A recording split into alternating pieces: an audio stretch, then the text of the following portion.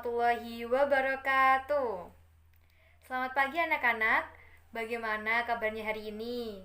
Semoga kita semua selalu diberikan kesehatan, kelimpahan rahmat dari Allah Subhanahu wa taala. Amin amin ya rabbal alamin. Nah, pada hari ini kita akan mempelajari materi tentang peristiwa-peristiwa dalam dakwah Rasulullah SAW periode Madinah. Sebelum kita mempelajari materi tersebut, alangkah baiknya kita membaca basmalah bersama-sama. Bismillahirrohmanirrohim. Semoga ilmu yang dapat kita peroleh pada pagi hari ini dapat bermanfaat, berkah fid dunya wal akhirah. Nah, langsung saja kita mulai pembelajarannya. Baik, pada materi hari ini kita akan pelajari dan pahami mengenai Piagam Madinah, Perang Badar, dan juga Perang Uhud. Sejarah menjelaskan ketika Rasulullah SAW menyiarkan Islam di Mekah, beliau tidak memperoleh hasil yang menggembirakan. Sebaliknya, ketika sampai di Madinah, Islam benar-benar mendapatkan respon positif. Dakwah Islam di Madinah selama kurang lebih 10 tahun membawa kemajuan yang sangat pesat. Nah, berikut ini beberapa peristiwa penting dalam dakwah Rasulullah periode Madinah. Yang pertama, yaitu Piagam Madinah. Piagam Madinah atau Sahifatul Madinah juga dikenal dengan sebutan Konstitusi Madinah. Ialah sebuah dokumen yang disusun oleh Rasulullah SAW yang merupakan suatu perjanjian formal antara dirinya dengan semua suku-suku dan kaum-kaum penting di Yasrib, atau kemudian bernama Madinah pada tahun 622 Masehi. Lahirnya Piagam Madinah yang diperkirakan kurang dari 2 tahun Rasulullah SAW tinggal di Madinah ini membuktikan bahwa Rasulullah SAW dalam berdakwah berhasil mengadakan konsolidasi dan negosiasi dengan berbagai kelompok kepentingan di Madinah. Selanjutnya, tampil sebagai pemimpin serta menata kehidupan sosial di sana. Piagam Madinah ini secara tidak langsung menandai berdirinya sebuah negara. Para sejarawan menyebutkan bahwa Piagam Madinah sebagai konstitusi tertua di dunia sepanjang sejarah. Piagam tersebut menjamin kebebasan beragama kaum Yahudi, menekankan kerjasama sedekat mungkin di kalangan kaum Islam atau Muhajirin dan Ansor, menyerukan kepada kaum Yahudi dan orang-orang Islam bekerja sama untuk perdamaian berdasarkan peraturan umum, serta menetapkan kewenangan mutlak kepada Rasulullah SAW untuk menyelesaikan dan menegakkan perselisihan di antara mereka. Selanjutnya yaitu inti dari Piagam Madinah sebagai berikut. Yang pertama yaitu kaum Yahudi beserta kaum Muslimin wajib turut serta dalam peperangan. Yang kedua, kaum Yahudi dari Bani Auf diperlakukan sama dengan kaum Muslimin. Ketiga, kaum Yahudi tetap dengan agama Yahudi mereka dan demikian pula dengan kaum Muslimin. Yang keempat, semua kaum Yahudi dari semua suku dan kabilah di Madinah diperlakukan sama dengan kaum Yahudi dan Bani Auf.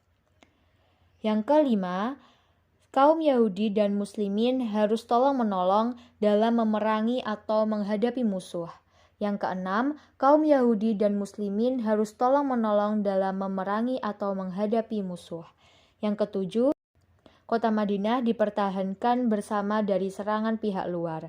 Yang kedelapan, semua penduduk Madinah dijamin keselamatannya, kecuali bagi yang berbuat jahat.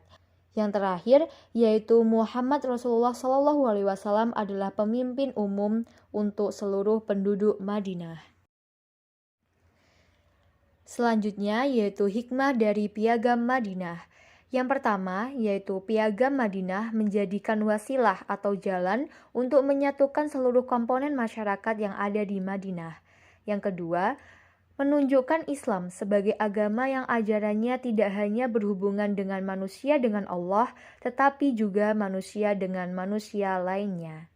Yang ketiga, terlihat sifat fatonah dan keadilan yang dimiliki Rasulullah SAW dalam membangun sebuah tatanan masyarakat yang beraneka ragam dan tetap mengedepankan kebersamaan bukan paksaan. Dan yang terakhir yaitu Piagam Madinah memuat hak-hak dan kewajiban-kewajiban bagi semua pihak, baik itu jaminan maupun perlindungan. Selanjutnya yaitu Perang Badar. Peristiwa Badar adalah perang pertama kali dalam sejarah Islam, terjadi pada 2 Hijriah atau tahun 625 Masehi di Lembah Badar. Pasukan muslimin kala itu berjumlah 313 orang, dengan pasukan kafir Quraisy berjumlah 100 orang. Namun, utusan Abu Sufyan telah sampai kepada mereka dengan mengabarkan keselamatan kafilah dan meminta mereka kembali ke Mekah. Akan tetapi, Abu Jahal menolak untuk kembali. Ia memerintahkan pasukan untuk melanjutkan perjalanan ke Badar. Setelah mengetahui kaum Quraisy keluar, Rasulullah SAW bermusyawarah dengan para sahabatnya dan semua sepakat untuk menemui dan memerangi orang-orang kafir. Di pagi hari Jumat tanggal 11 Ramadan tahun kedua Hijriah, kedua kelompok tersebut saling berhadapan dan terjadilah perang yang dahsyat. Peperangan ini diakhiri dengan kemenangan kaum muslimin dengan 14 orang gugur sebagai syahid dari kaum muslimin dan 70 orang tewas dari kaum kafir Quraisy. Ada sebuah peristiwa menarik dalam perang Badar yang menandakan pertolongan dan janji Allah SWT itu nyata, yaitu ketika pada salah satu malam terjadi peperangan, Allah SWT menurunkan sebuah hujan.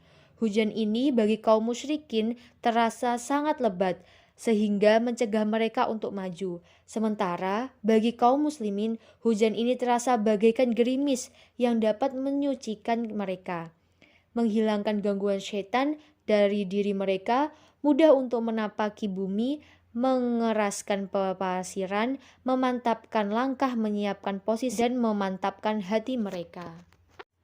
Adapun hikmah dari perang Badar yang pertama yaitu menandakan janji dan pertolongan Allah itu nyata dan dekat. Yang kedua, senantiasa membaguskan niat. Yang ketiga, perjuangan dalam memperoleh ridho Allah membutuhkan keyakinan, keteguhan, dan keinginan yang kuat. Dan yang terakhir, dalam menjalani kehidupan harus selalu optimis dan senantiasa menggantungkan harapan kepada Allah SWT. Selanjutnya yaitu Perang Uhud. Kekalahan dalam Perang Badar membuat kaum kafir Quraisy berusaha untuk menghimpun kekuatan. Genap 1 tahun dari peristiwa Perang Badar, berangkatlah pasukan kafir Quraisy menuju Madinah. Pasukan Quraisy Mekah berhenti di dekat Gunung Uhud di sebuah tempat bernama Ainun di tanah tandus utara Madinah di samping Gunung Uhud. Rasulullah SAW beserta pasukan muslimin Madinah keluar dari kota Madinah. Tepat di sebuah tempat bernama Syaud, beliau melaksanakan sholat subuh. Pada waktu itu, Rasulullah sangat dekat dengan musuh. Disinilah Abdullah bin Ubay beserta 300 pasukan kembali ke Madinah. Pada saat itu, kaum kafir Quraisy membawa pasukan sejumlah 3.000 orang. Di antaranya 700 pasukan bertameng dan 200 pasukan berkuda. Sedangkan Nabi Muhammad SAW menyerahkan pasukannya sejumlah 1.000 orang.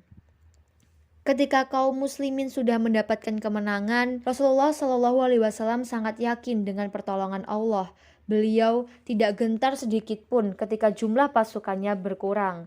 Disinilah Allah menurunkan bantuannya dengan memberikan keyakinan kepada pasukan yang masih setia dengan Rasulullah SAW.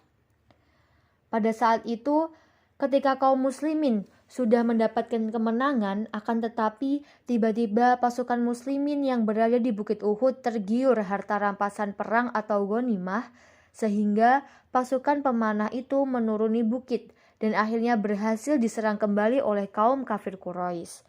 Perintah Rasulullah untuk tidak meninggalkan Bukit Uhud tidak lagi dihiraukan. Akibatnya, kaum muslimin mengalami kekalahan pada perang Uhud. Di sini bisa kita lihat bahwa ketaatan kepada pemimpin sangat diutamakan demi tercapainya tujuan bersama. Selanjutnya yaitu hikmah dari perang Uhud. Yang pertama, ketaatan terhadap pemimpin wajib agar terwujudnya tujuan bersama. Yang kedua, kemenangan dan kekalahan adalah sebuah sunatullah yang dipergilirkan supaya dijadikan pelajaran. Yang ketiga, cinta dunia, mengejar kemewahan, dan kemegahan yang ada di dalamnya adalah tujuan yang semu. Dan yang terakhir, kemuliaan sifat Rasulullah SAW yang tetap memaafkan kekhalifahan umatnya walaupun tragedi tersebut menjadikan sebab pamannya meninggal. Baik, mungkin itu saja yang dapat Ibu Dila sampaikan mengenai materi hari ini, yaitu peristiwa penting dalam dakwah Rasulullah SAW periode Madinah. Nah, ketika anak-anak ingin mencari referensi lain, bisa dari YouTube maupun dari website-website lainnya. Jangan lupa untuk absensi terlebih dahulu di e-learning dan mengerjakan kuis yang sudah Ibu Dila cantumkan dalam timeline e-learning. Tetap semangat walaupun pembelajaran dilakukan secara daring. Semoga ilmu yang kita peroleh setiap harinya dapat berkah bermanfaat fid dunya wal akhirah. Sebelum kita tutup, marilah kita baca hamdalah terlebih dahulu. Alhamdulillahirabbil alamin. Sekian dari Budila, kurang lebihnya mohon dimaafkan. Wabillahi taufik wal hidayah, waridho wal inayah. Assalamualaikum warahmatullahi wabarakatuh.